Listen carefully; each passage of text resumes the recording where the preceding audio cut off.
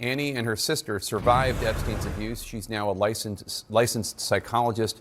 Also joining us is Lauren Hersh, the National Director for World Without Exploitation. Annie, it's a heavy day, a momentous day, but a heavy day, a heavy week. How are you feeling?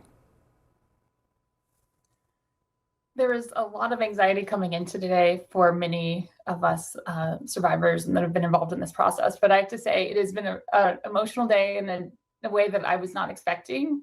My sister, Maria Farmer, reported Epstein and his crimes in 1996. We've been saying that over and over again. And part of what was released today was an official FBI form, and I think it was an FT 71, dated September 3rd, 1996, with some of my sister's report. It was labeled under child pornography, and it described Epstein stealing photos of myself at the age of 16, of my younger sister, who was 12 at the time.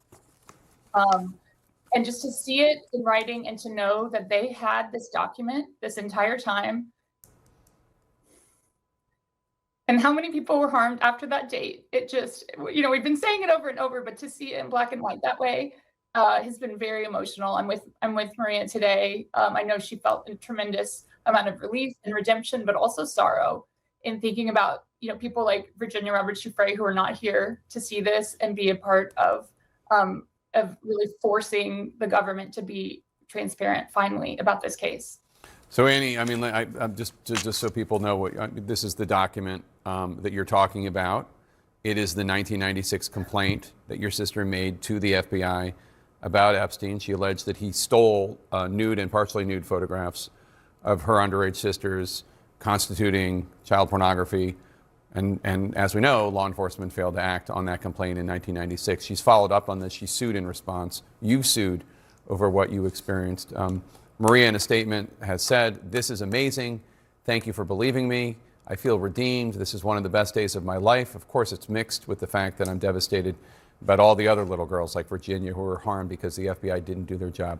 I'm crying for two reasons. I want everyone to know that I'm shedding tears of joy for myself, but also tears of sorrow for all the other victims that the FBI, looking at this document, I can feel, I'm sure, just a fraction of the emotion you feel, because you think of, like, if only they took this seriously, how many innocent girls would not have been harmed if only they took this seriously. But it is vindication.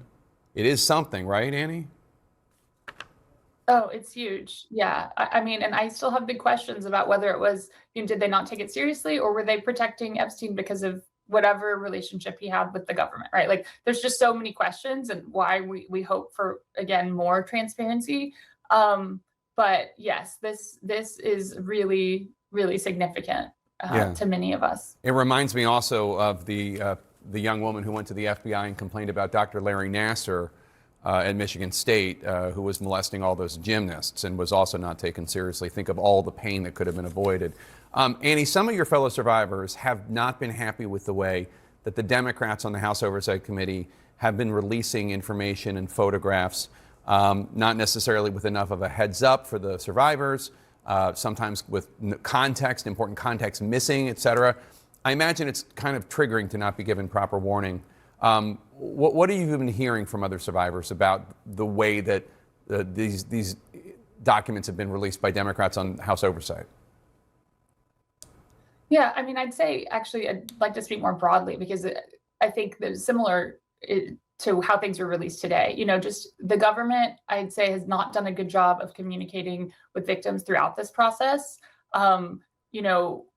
We did not know what to expect from today. I don't think it would have been difficult from someone from the DOJ to reach out to prepare us a little bit more about how this was planned to be rolled out, but we had no information, and we are literally just learning of things like everyone else.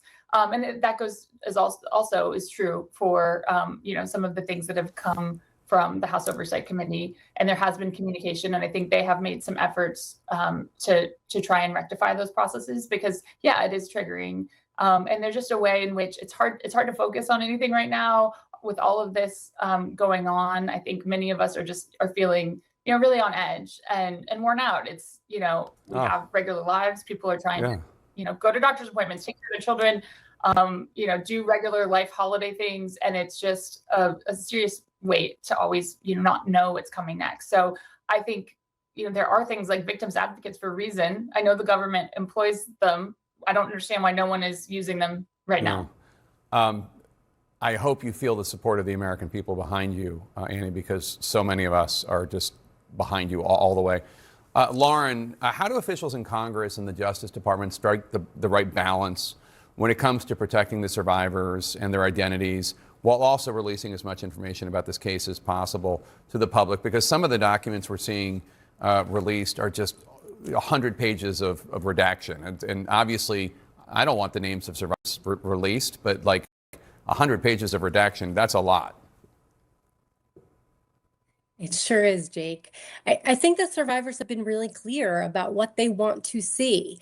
I think they have said that they want all of the files released and they want redactions for victim identifying information. That's very different than document after document after document of full redactions. And they also want to see the names of people who have caused harm on both sides. They don't care if they're names of people who represent the left, the right, the center. They don't care. For them, this is not about politics. This is about pain, and this is about people. And so it's really time to expose those who have caused tremendous harm and begin holding them accountable. Lauren Hersh, thank you for your presence and your advocacy. Annie Farmer, to you and your sisters, I mean, sending you all the love and support from me and my staff here at CNN, as we have. Thank you, and I hope you're able to have a Merry Christmas. The co-author of legislation requiring the Epstein files release, Democratic Congressman Ro Khanna of California, says he's, quote, disappointed with what the Justice Department has made public today, which is not all of the files. His Republican counterpart, Congressman Thomas Massie, agrees, posting on X just moments ago that the release, quote, grossly fails to comply with both the spirit and the letter of the law, unquote. Joining us now, Democrat from California and the ranking Democrat on the House Oversight Committee, Congressman Robert Garcia. So, Congressman, you posted on X saying that you and your team are doing a major review of the documents, adding, quote, it's clear that this is not a full release. What stands out to you of what's been released or what has not? Well, first, I think we should be very clear. This is absolutely breaking the law. I mean, they have not produced actually what they were required to do, which was all the files by today in a way that was searchable for the public, and that is not what's the case. What we have essentially is, one, we have a group of documents that have already been released to the public. And so there's could be even more than half of the documents we're reviewing right now have already been released. This includes court documents. It includes public video that's already been released to the public. It includes other civil case documents that are in there, the prison footage from Epstein, Ghislaine Maxwell's testimony. And all of that information, including about 33,000 pages that were initially released to the Oversight Committee, are all in the public record. That already does not count for new information. Then we have, of what appears to be new, including some photos and other documents, those are highly redacted. And we don't really have any explanation as to why they've been redacted or what is actually there in those documents. And so we have right now, what we're seeing is not transparency. This is not what the law passed. This does not meet the subpoena that the Oversight Committee has in place. What it is defying the Congress and, quite frankly, defying what the president signed into law in releasing all of these files. And so the review will continue. They're now saying they're going to try to get these documents over the next few weeks. In our initial estimation, and again, this is our estimation right now, it could be that we're only getting about 10% of what the DOJ likely has. And of that 10%, 5% of that has already been released, and the other 5% is highly redacted. So we're getting very little so far. We hope to get more in the days ahead. But this is Pam Bondi. Donald Trump should release all the files today and immediately. There's a lot that's been redacted. The White House seems to be arguing that what's been redacted is just to protect the names of the survivors. Look, I think we have to obviously see what the redactions actually are. At the end of the day, redacting names of survivors and victims absolutely should be the case, and I'm hopeful that they've done that in a way that's responsible. At the same time, we don't know what else is being redacted there. And so we've got to also talk to folks that we know have worked to put these documents together. We have to ensure they're not just redacting the names of those that could have been either co-conspirators or names of men who have abused women and girls. So that information is going to be critical in the days and the weeks ahead. But we also need to be clear at this moment. I've been on the phone with Jamie Raskin and the Judiciary team most of the day. And we agree, we're going to likely have to take legal action if the Trump administration continues to stonewall, continues to not provide us full transcripts, and clearly they don't have a real interest in transparency. The searchable bar that they've included that's supposed to be searchable for the public is not even functioning correctly. And so this is not a real release. This is continuing a cover-up that's been going on now for months.